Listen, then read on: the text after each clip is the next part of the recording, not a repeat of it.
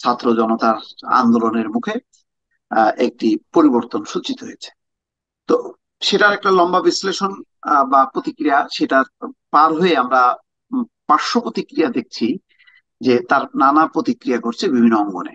Supreme court অঙ্গনে প্রধান বিচারপতি ফুল কোর্ট আহ্বান করেছিলেন, জুম মিটিং করতে চেয়েছিলেন। আহ, সেখানে তারপর পরই উত্তেজনা তৈরি হয়, বলা হয় সরকারের সাথে আলোচনা না করে এরকম একটি আয়োজন, এটার উদ্দেশ্য কি। ফলে ক্ষোভ বিক্ষোভের মুখে শেষ পর্যন্ত আহ পদত্যাগ করেছেন প্রধান বিচারপতি এবং আপিল বিভাগের আরো 5 জন। একই সঙ্গে কিছুক্ষণ আগে দেখছি যে ঢাকা বিশ্ববিদ্যালয়ের ভিসি সহ আরো 5 জন প্রক্টর সহ তারা পদত্যাগ করেছেন। তো আপনার কাছে প্রধানত এই উচ্চ আদালতের এই পরিস্থিতিটা কেন? মানে এটা তো সাংবিধানিক প্রতিষ্ঠান হবার কথা, নিরপেক্ষ থাকার কথা, এটার প্রতি ক্ষোভ বিক্ষোভটা কেন হলো, কেন এই পরিবর্তন? ধন্যবাদ ফিরোজ ভাই আপনাকে এবং দর্শক শ্রোতা সবাইকে আমার আহ ঈদ মোবারক। সবাই বুঝতে পারতেছে যে ঈদ মোবারকটা কেন। তো যাই হোক, আহ ঈদ মোবারক দিতেছি এই কারণে, এটা বলতে পারেন টু সাম এক্সটেন্ট একটা মনের ভাব প্রকাশ করা, আবার একদম জেনুইন অর্থে স্যাটায়ার করা, সবই বোঝে বোঝে সবাই। বিষয়টা হচ্ছে যে দেখেন, এই গণ অভ্যুত্থান, পদত্যাগ, গণ অভ্যুত্থানের ফলাফল স্বরূপ পদত্যাগের হিড়িক। মানে হুম, কেন? সিনা টান করে সবাই বলতো যে বাংলাদেশের একটা কি প্রত্যেকটা ব্যক্তি নিরপেক্ষ, যে যেখানে আছেন, সেই বিশ্ববিদ্যালয়ের ভিসি, বাংলাদেশ ব্যাংকের গভর্নর, কিংবা ব্যাংকের এমডি, কিংবা পুলিশের আইজিপি, যার কাছেই যাবেন নিরপেক্ষ এবং সব আইন মোতাবেক চলে। এর বাইরে কেউ কথা বলেনি। এবং টকশোতে আমরা তখন দেখছি আমাদের মতো অনেক লোকও ইনায় বিনয় এমন ভাবে বলছি আমরা যে হ্যাঁ, বিষয়টা এরকম। আবার প্রধানমন্ত্রীকে অনেকে বলছেন, প্রধানমন্ত্রীর ব্যাপারে অনেকে বলছেন যে ওনার কোনো দোষ নাই, ওনার সারাউন্ডিং লোকগুলা খারাপ, ইত্যাদি ইত্যাদি। আহ, সেই সমস্ত কিছু করে এখন অনেকে আবার ভালো পদে যাওয়ারও চিন্তা করতেছেন বা গেছেন এইসব বলে। তো আপনি যে বিষয়টা আজকে আনছেন, মেইনলি আজকে সবচেয়ে আকর্ষণীয় ব্যাপারটা হচ্ছে প্রধান বিচারপতির হুম, হুম, পদত্যাগ।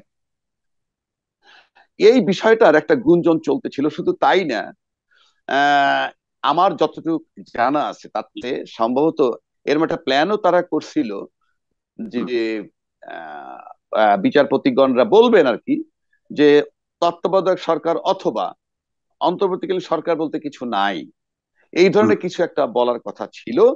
সেটা যাই জি, হোক ব্যর্থ হয়েছে।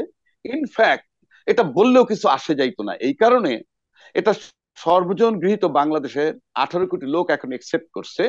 এবং বহুদূর থেকে আওয়ামী লীগের যারা পলাতক বাংলাদেশে আছে, তারাও আমরা জানি এটা একসেপ্ট করছে। কারণ তারা নিজেরা অতিষ্ঠ ছিল, কারণ আমরা আওয়ামী লীগের লোকের সাথে টকশো করেছি।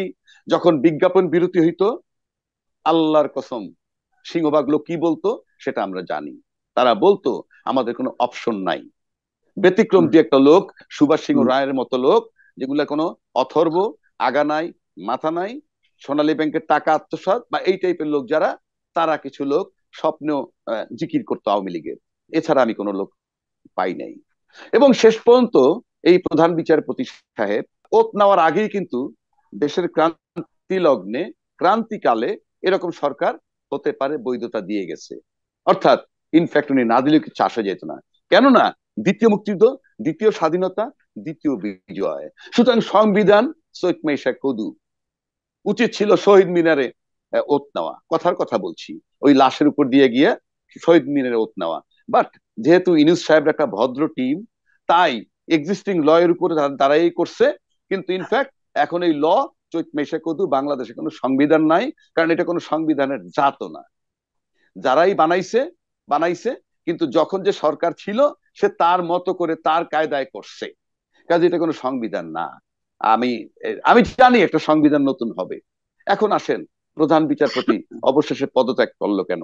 আমি সকাল থেকে একটা স্ট্যাটাস পাইতেছিলাম, ছাত্ররা ঘিরা রাখছে বা রাখবে, পদত্যাগ না করা পর্যন্ত ছাড়বে না। আপনি বলেন, এই প্রতিক্রিয়া মানুষের ভিতরে কেন? এই দেশের সব লোক, বিচারপতিরা কি করছে সেইটা তাদের কাছে ইনফ্যাক্ট পৌঁছে গেছে এই লম্বা 15 বৎসরে। তা না হলে হুম, সাধারণ ছেলে পেলের জানারই কথা না।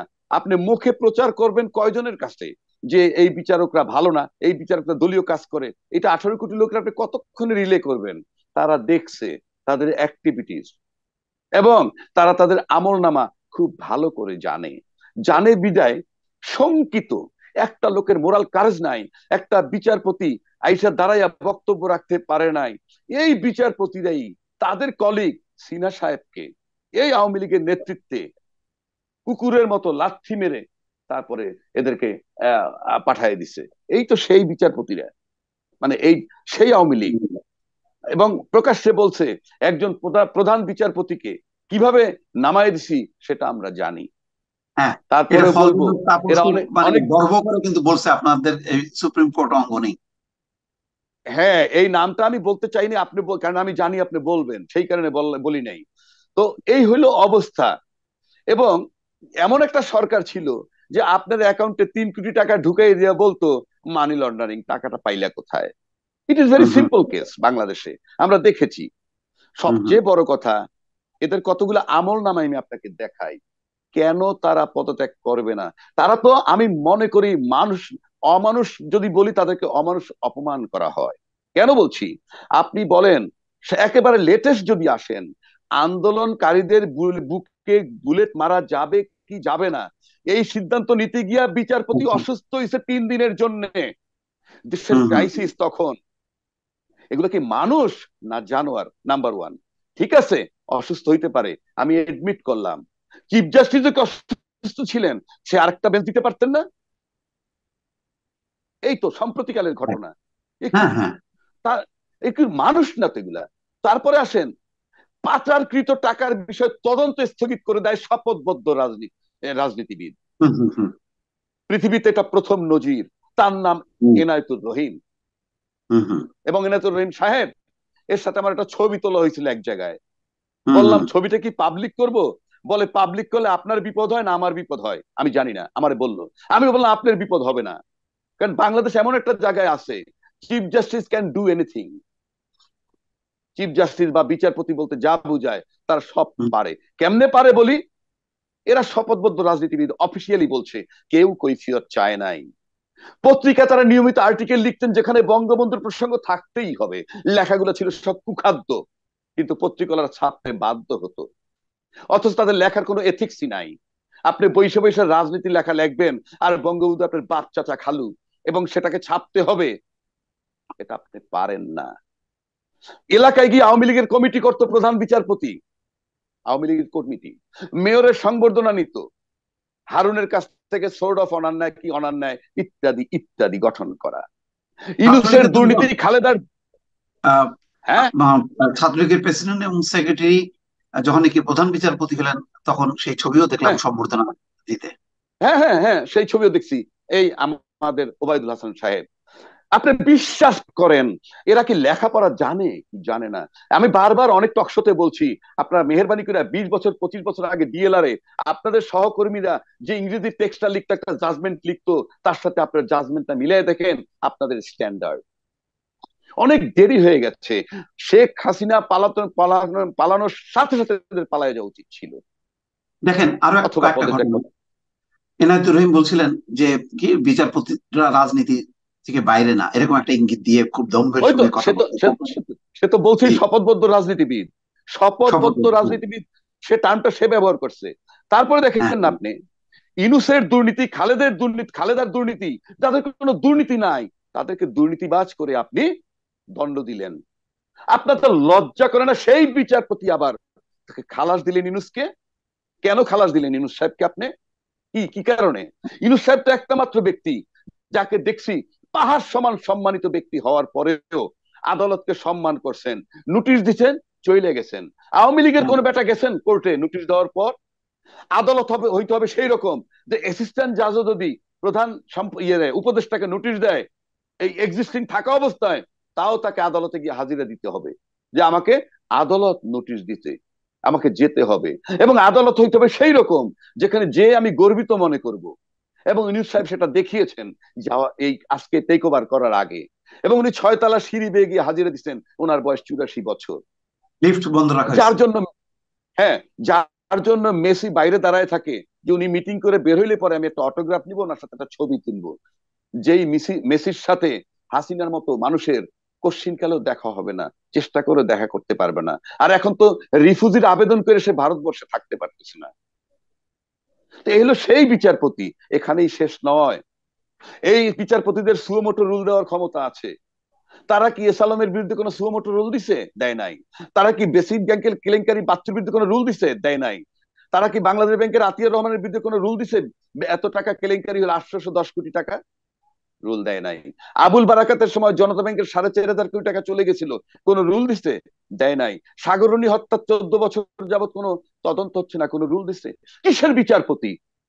জাস্ট আওয়ামী লীগের দালাল হিসাবে বসাচ্ছিল। আপনি বলেন, বিএনপির কর্মীদের বিরুদ্ধে 1.25 লক্ষ মামলা হয়েছে, 50 লক্ষ আসামি। এদেরকে বিবেক বলতে কিছু ছিল? যে একটা দেশে 1.25 লক্ষ মামলা কিভাবে হয় একটা বিরোধী দলের ব্যাপারে? এরা কি মানুষ? একবারও বলেনি যে আপনি তাদেরকে বিএনপি যে নেতারা মারা গেছে দেশে নাই তাদের বিরুদ্ধে কিভাবে এই মামলাগুলি হলো, একবার কোশ্চেন রেজ করেনি। এক, আমি তো সেটাই বলছি।